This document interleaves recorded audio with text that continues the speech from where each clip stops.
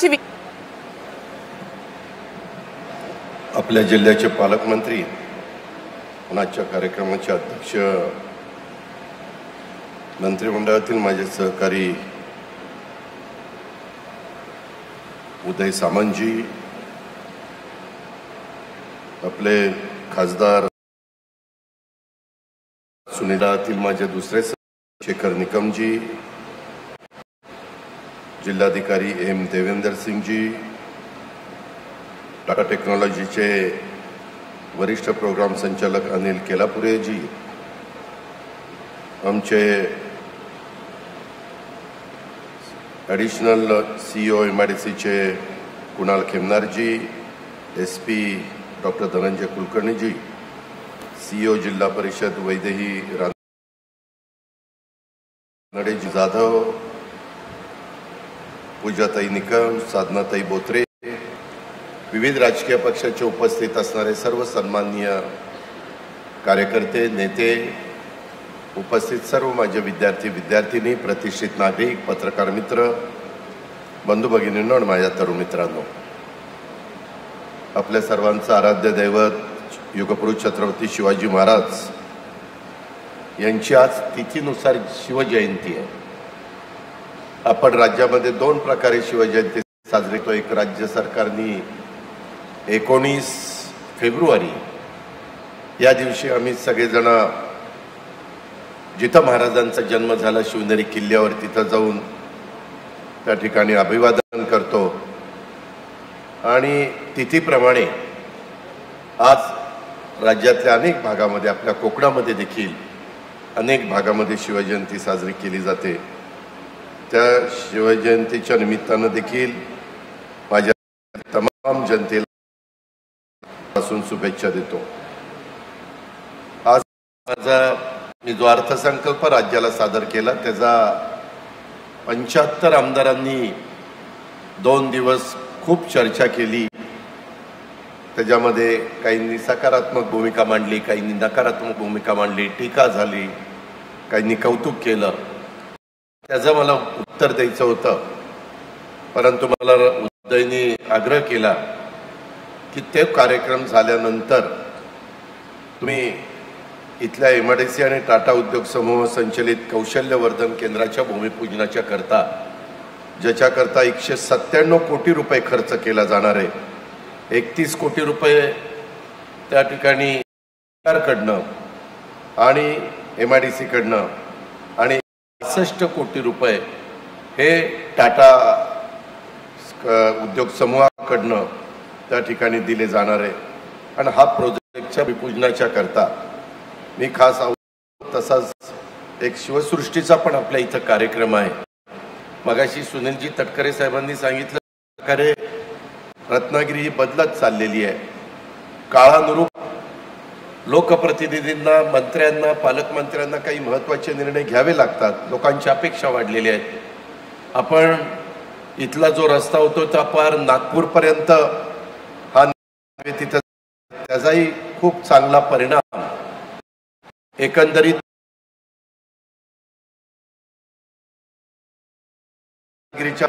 लवकरच विमानतळ हे पण डोमेस्टिक त्या विमान धावपट्टीच्या साईज प्रमाणे विमानं तिथं उतरली जातील. त्याच्यातून पण पर्यटनाला मिळण्याच्या करता किंवा उद्योगपती इथं सहज विमानाने येऊन त्यांचं दिवसभर काम करून संध्याकाळी जाऊ शकतील, अशा प्रकारची पण सोय ही लवकरच आपल्या भागामध्ये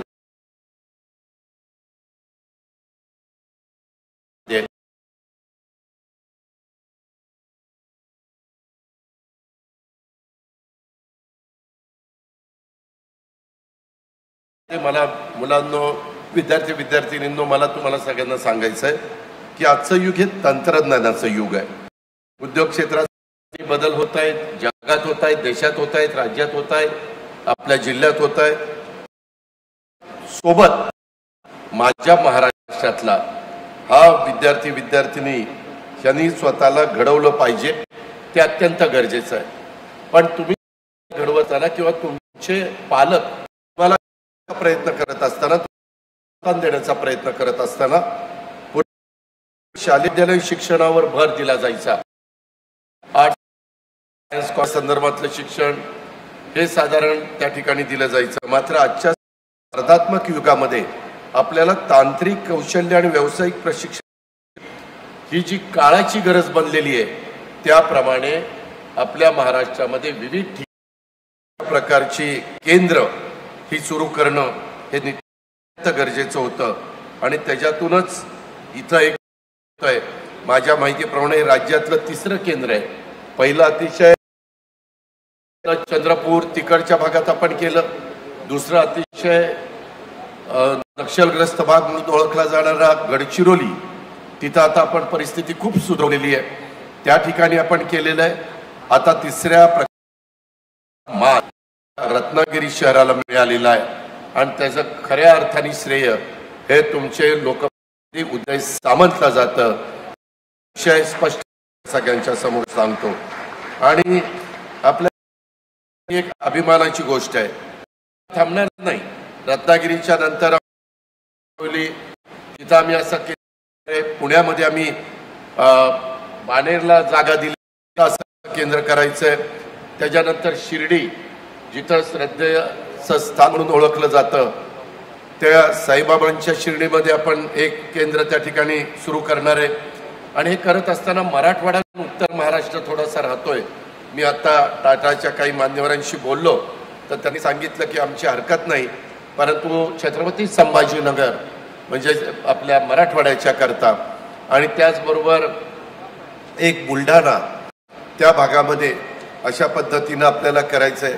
पण उत्तर महाराष्ट्रामध्ये देखील नाशिक किंवा जळगाव दादांनी दिलेलं जास्त फायद्याचं होईल, तिथं नाशिकला आधी त्या ठिकाणी देऊ। आणि या प्रकल्पामध्ये मगाशी सांगितलं तसं 7,000 विद्यार्थ्यांना प्रशिक्षण घेण्याचं उद्दिष्ट आहे। ग्राउंड फ्लोअरलाच आहे, कारण मोठे मशीन तिथं राहणार आहे, त्याच्यावर वरचा मजला आपल्याला करून चालणार नाही। आणि जे काही विद्यार्थ्यांना दर्जेदार तंत्रज्ञान घेता सोयी पाहिजेत, त्या ठिकाणी अत्याधुनिक तंत्रज्ञान प्रशिक्षित मनुष्यबळ, यामुळं तांत्रिक शिक्षणात गुणवत्ता सुधारण्याला मदत होणार आहे। आज भारताची कुशल मनुष्यबळाची वाढती गरज आहे। मी नाव घेणार नाही, परंतु अनेक उद्योगपतींचे, देवेंद्र फडणवीस साहेब, एकनाथ शिंदे, माझे उदय सामंतांचे आमचे संबंध येत असतात। त्यांना काही राज्याच्या वतीनं काही मदत पाहिजे असेल की त्यांना प्रकल्प उभा करायचा, पण इन्फ्रास्ट्रक्चर हे सरकार म्हणून आम्ही देण्याची गरज असते। अशा पद्धतीनं त्यावेळेस तेही बोलून दाखवतात की आज भारतामध्ये कुशल मनुष्यबळ ही वाढती गरज पूर्ण करण्यासाठी अशा प्रकारची केंद्र मुलांना मुलींनो अतिशय उभारण्याची गरज आहे। त्याच माध्यमातून मनुष्यबळाला एक नैसर्गिक वातावरणाचं कौशल्य प्रशिक्षण देणं हे अतिशय शक्य होणार आहे। उत्पादन क्षेत्रात आवश्यक असणारे आमचे अभियंते असतील, ऑपरेटर्स असतील, तंत्रज्ञ असतील, कुशल मनुष्यबळ यांचा तयार स्थानिक पूल उपलब्ध करून देण्याचं हे केंद्र एक महत्त्वाची भूमिका बजावेल, त्याबद्दल माझ्या मनामध्ये तिळमात्र शंका नाही। आणि या प्रति शहर रत्नागिरी शहराच्या आजूबाजूला असणारे रत्नागिरी जिल्ह्यातले तालुके, त्याच्यामध्ये सूक्ष्म, लघु, मध्यम या उद्योगांना देखील या प्रकारचा फायदा झाल्याशिवाय राहणार नाही। आणि ज्याचा उल्लेख आता उदय सामंतांनी केला, काही नवीन उद्योग देखील स्वतः अंबानी ग्रुप इथं काही इन्व्हेस्टमेंट करतोय, काही इतर काही उद्योगपती इथं गुंतवणूक करतायत आणि त्याच्यामुळं अत्याधुनिक प्रशिक्षण मिळाल्यानंतर मोठ्या प्रमाणावर माझ्या इथल्या मुलांना मुलींना रोजगार निर्मिती व्हायला मदत होणार आहे। आणि चांगल्या दर्जाची नोकरीची संधी वाढवण्यासाठी उच्चस्तरीय प्रशिक्षण कार्यक्रम इथं आयोजित केले जातील आणि आवश्यकतेनुसार परंपरागत अभ्यासक्रमाला देखील आधुनिक पद्धतीनं अद्ययावत करण्याचं काम या केंद्रामार्फत होईल। त्याच्यामध्ये अत्याधुनिक तंत्रज्ञान आणि तांत्रिक केंद्राची प्रतिष्ठा राखण्याकरता हे केंद्र 100% सहाय्यभूत ठरेल आणि नवोदितांना नवीन उत्पादन विकसित करण्यासाठी मदत होईल।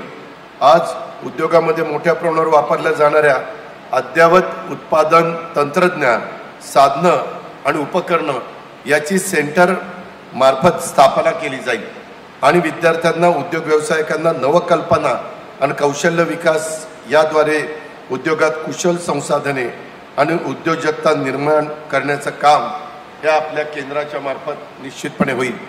टाटा कंपनी आज स्वतः रतन टाटा आज आपल्यात हयात नाही आहेत, परंतु त्यांनी सतत ह्या गोष्टीला प्राधान्य देण्याचा प्रयत्न केला आणि त्यांच्यानंतर देखील टाटा उद्योग समूह किंवा टाटा ट्रस्ट CSR मधनं मोठ्या प्रमाणात घडवण्याचं काम, मुलांना शिकवण्याचं काम, मुलांना देण्याचं काम त्यांनी करतंय. आज तुमच्या माझ्या जिल्ह्यात मुख्यत्वे अभियांत्रिकी, रासायनिक आणि फळ प्रक्रिया करणारे उद्योग आहेत. या औद्योगिक क्षेत्राला कौशल्यवर्धन प्रशिक्षण केंद्रामुळे निश्चितपणे मदत झाल्याशिवाय त्या ठिकाणी राहणार नाही. स्थानिक कुशल मनुष्यबळाची आवश्यकता पूर्ण करण्याच्या करता नैसर्गिक वातावरण निर्मिती, उत्पादन क्षेत्रातील आवश्यक असलेले अभियंते, ह्या सगळ्या गोष्टी इथं त्या बाबतीमध्ये होणार आहे. माझी तरुणींना विनंती आहे की महायुतीचं सरकार आम्हाला फार मोठ्या संख्येने बहुमत राज्यातल्या जनतेने दिलं, त्याबद्दल मी राज्यातल्या जनतेचे आभार मानीन. परंतु त्यांनी जो विश्वास आमच्यावर टाकलेला आहे, त्यांनी आमच्याकडनं ज्या अपेक्षा व्यक्त केलेल्या आहेत किंवा आमच्याबद्दल अपेक्षा ठेवलेल्या आहेत, मी आज अर्थसंकल्पाच्या रिप्लायच्या निमित्तानं मध्ये आमचे मुख्यमंत्री आणि उदयजी हे दावोसला गेलेले होते. जवळपास 15.5 लाख कोटी रुपयाची गुंतवणूक आणि 16 लाख युवकांना रोजगार, अशा पद्धतीनं आपण गुंतवणूक इथं राज्यामध्ये आणतोय. एवढ्यावर आम्ही थांबणार नाही. मुलींनो आम्ही 5 वर्षाचा कार्यक्रम घेतलेला आहे. त्याच्यामध्ये 40 लाख कोटी रुपयाची गुंतवणूक आपल्या महाराष्ट्रामध्ये व्हावी 5 वर्षात आणि साधारण 50 लाख विद्यार्थींना म्हणजे रोजगार निर्मिती त्याच्यातनं निर्माण करण्याचं आमचं टार्गेट आहे, आमचं उद्दिष्ट आहे. आणि हे पूर्ण करण्याच्या करता आमचं सरकार त्या ठिकाणी कटिबद्ध आहे. आणि त्याच्यामुळं ही जी काय आमची सुरुवात झालेली आहे त्याच्यामध्ये तरुणांनी या संधीचं सोनं केलं पाहिजे. इथं केवळ तुम्हाला प्रमाणपत्र मिळणार नाही, तर तुमच्या करिअरला एक नवी दिशा ही त्याच्यातून मिळणार आहे. नोकरीच्या शोधात असलेल्या तरुणांच्यासाठी हे केंद्र रोजगाराची दारे उघडेल आणि स्टार्टअप्सला बळ देईल, अशा प्रकारची खाते मला आणि आमच्या सरकारला, उदय आणि बाकीच्या सगळ्या आमच्या टीमला आहे. इथं खरं तर माझा रत्नागिरी असेल, माझा रायगड असेल, माझा सिंधुदुर्ग असेल, या सगळ्या भागामध्ये कोकणच्या परिसरात निसर्गाची मुक्त हस्ताने उधळण झालेले आपण पाहतो. त्याच्यात रत्नागिरी जिल्हा पण कुठं माझा मागा नाहीये. पर्यटनाच्या दृष्टीने देखील अनेक प्रकल्प आम्ही शासनामार्फत त्या ठिकाणी राबवतोय. स्वराज्याचं रक्षण आणि विस्तारासाठी जीवन समर्पित केलेल्या, असीम शौर्य आणि धैर्याने लढलेल्या, त्यामध्ये सर्व लढ्यांच्या मध्ये विजयश्री मिळवणाऱ्या छत्रपती संभाजी महाराजांच्या पराक्रमाच्या स्मृती देखील कायमस्वरूपी जपण्याच्या करता माझं शेखर निकमांशी बोलणं झालं, माझं उदय सामंतांशी बोलणं झालं. आज ती जागा ज्याची आहे ती व्यक्ती मला आता हा कार्यक्रम संपल्यानंतर भेटणार आहे. तिथं आपण ते स्मारक करतोय. मी बजेटमध्ये त्या ठिकाणी जाहीर केलेलं आहे. मी गेल्याच आठवड्यामध्ये त्याच्याबद्दल बोललेलो आहे. त्याचबरोबर उद्योगाला बळकटी देणाऱ्या अनेक योजना आम्ही त्या ठिकाणी जाहीर केलेल्या आहेत. आणि उद्योग मंत्री आणि तुमचे पालकमंत्री या नात्याने उदय सामंत देखील त्यासाठी प्रयत्नशील आहेत. त्याच्याकरता अर्थ आणि नियोजन खात्याचा मंत्री म्हणून मी सांगतो, जे प्रकल्प माझ्या रत्नागिरी जिल्ह्यामध्ये हातामध्ये घेतलेले त्याला राज्य सरकारकडनं कुठली निधीची कमतरता मी पडू देणार नाही. मी मगाशी कलेक्टर आणि या सगळ्यांशी बोलत होतो, CEO, SP, आमचे खेमनार सगळ्यांशी, की बाबा जे प्रकल्प आपण हातात घेतले, आता इथं मेडिकल कॉलेज होणार आहे, त्याच्यामध्ये मला लागणारे त्याच्यामधले मला वाटतं वेपन हे त्या ठिकाणी सुरू होणार आहे. 10,000 कोटी रुपयाची गुंतवणूक आहे. आणि साधारण आमचा प्रणाचा समतोल पण राखला गेला पाहिजे. मागं बघा काही प्रकल्प आले ज्याचा उल्लेख मला वाटतं सुनील तटकरे साहेब केला, त्याच्यामध्ये कुठेही पर्यावरणाचा तिथं ऱ्हास होईल अशा पद्धतीचे प्रकल्प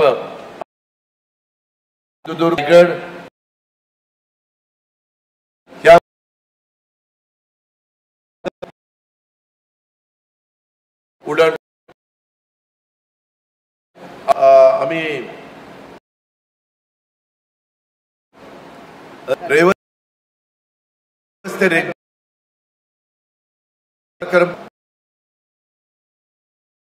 गडकरींनी लक्ष घातलं, आम्ही सगळ्यांनी लक्ष घातलंय, पण अशा अडचणी येत आहेत की आमचा मुंबई गोवा हा रस्ता मागे राहतोय. त्याच्याकरता देखील आम्ही आता शिवेंद्रबाबा भोसलेंना पण सांगितलेले, मागं रवींद्र चव्हाणांना सांगितलेलं होतं की तुम्ही लक्ष द्या, त्याच्यामध्ये कुठं काही आणखीन अधिकचं लागत असेल तर ते सांगा. पण ह्या सगळ्या गोष्टी इन्फ्रास्ट्रक्चर, तुमची रेल्वे, तुमचं विमानतळ, तुमचं जलवाहतूक, तुमच्या इथले रस्ते, ह्या सगळ्या गोष्टी अतिशय उत्तम दिल्यानंतर त्याचा खूप चांगला परिणाम माझ्या कोकणवर झाल्याशिवाय राहणार नाही. आणि त्याच्यामुळं ह्या सगळ्या गोष्टीला प्राधान्य देण्याचं आम्ही सगळ्यांनी ठरवलेलं आहे. आज आपल्या सर्वांच्या साक्षीनं रत्नागिरी येथील टाटा संचलित कौशल्यवर्धन केंद्र आमच्या MIDCच्या मदतीनं जे 197 कोटी रुपयाचं आम्ही उभं करतोय आणि दरवर्षी साधारण 7,000 मुला मुलींना त्याच्यातनं प्रशिक्षण देण्याचं आमचं टार्गेट आहे. त्या केंद्राचं भूमिपूजन झालं असं मी जाहीर करतो आणि लवकरात लवकर ते केंद्र त्या ठिकाणी पूर्ण व्हावं